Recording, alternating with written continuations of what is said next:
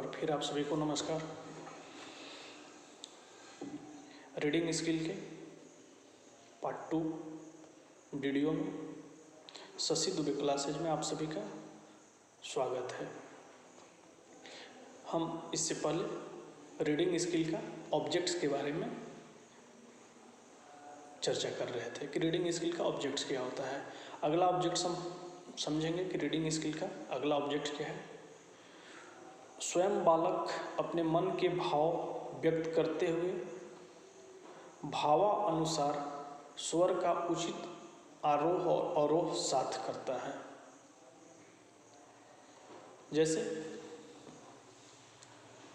जब आप कोई भी चीज़ पढ़ रहे हैं,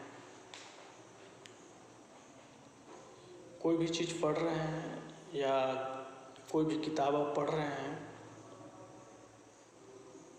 उस किताब में पढ़ने का आपका भाव क्या है। आप एसएसटी पढ़ रहे हैं, आप साइंस पढ़ रहे हैं, आप जियोग्राफी पढ़ रहे हैं, ये स्टूडेंट के भावों को दिखाता है कि वो किस तरह से पढ़ रहे हैं। आप जो भी बुक पढ़ रहे हैं उसका आपके ऊपर क्या पॉजिटिव इफेक्ट पड़ रहा है, क्या उसका निगेटिव इफेक्ट पड़ रहा है। जैसे एक एग्जाम्पल के तौर पे इस बात को हम समझते हैं। पहले जब एसएसटी पढ़ाया जाता था,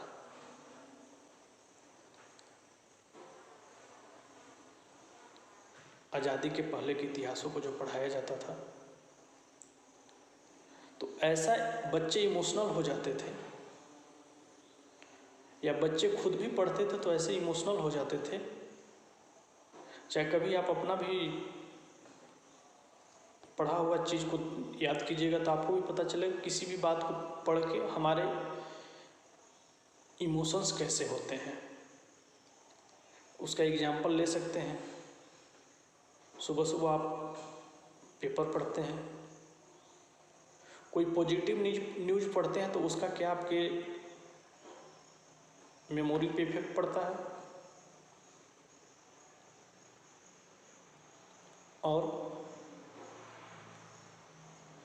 कोई निगेटिव न्यूज़ पढ़ते हैं तो उसका क्या आपके ऊपर इफेक्ट पड़ता है। तो ये उस घटना पे डिपेंड होता है कि उसका प्रभाव आपके ऊपर कैसा पड़ रहा है।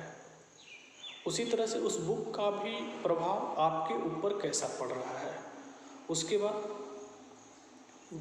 अगला हम इसका ऑब्जेक्ट्स देखेंगे।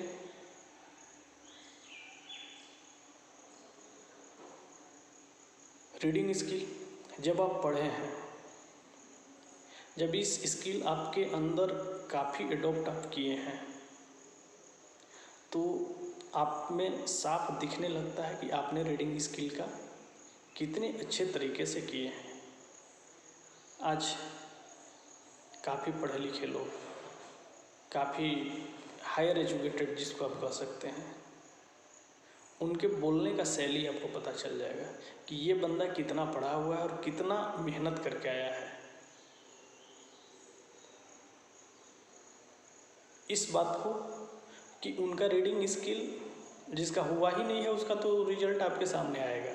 तो ये चीज़ होता है। उसके बाद अगला ऑब्जेक्ट, छात्रों के अक्षर, शब्द उच्चारण, उचित ध्वनि, ये सब चीज़ उनके रीडिंग स्किल का ऑब्जेक्ट्स का प्रभाव पड़ता है। आप जैसे चीज़ों को पढ़ेंगे, आपके मस्तिष्क में उसका प्रभाव उस तरह से पड़ेगा। आप रात में सोने से पहले कौन सा गेम अभी चला, पबजी खेल के सो रहे हैं, तो हो सकता है रात में भी आपको थोड़ा सा पबजी जैसा सपना आएंगे। उसी तरह से आप अगर कि रात में कोई अच्छे मैगजीन्स वगैरह पढ़ के सो रहे हैं तो हो सकता है उसका प्रभाव आप आएगा। तो ये रीडिंग स्किल का ऑब्जेक्ट्स है। अब एक यहाँ पे बात आती है, रीडिंग स्किल जो सुंदर या अच्छा रीडिंग स्किल है उसकी क्या विशेषता है। जैसे इसको हम दो तरह से कि पॉजिटिव रीडिंग स्किल और निगेटिव रीडिंग स्किल। तो पॉजिटिव रीडिंग स्किल का जब बात हम करते हैं तो पॉजिटिव रीडिंग स्किल का पहला क्या इम्पोर्टेंस है, आप किसी भी टॉपिक पे बच्चे को बता रहे हैं तो आपके मधुरता, आपका शालीनता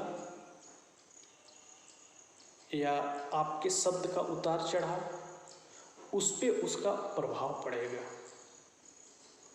अब जैसे कभी कभी होता है, एक एग्जाम्पल समझिएगा, टीचर से आप कुछ चीज़ पूछ लिए, टीचर नहीं जान रहे हैं, ठीक है नहीं जाना है कोई बात नहीं, ऐसा नहीं सब कोई सब चीज़ जानता है, लेकिन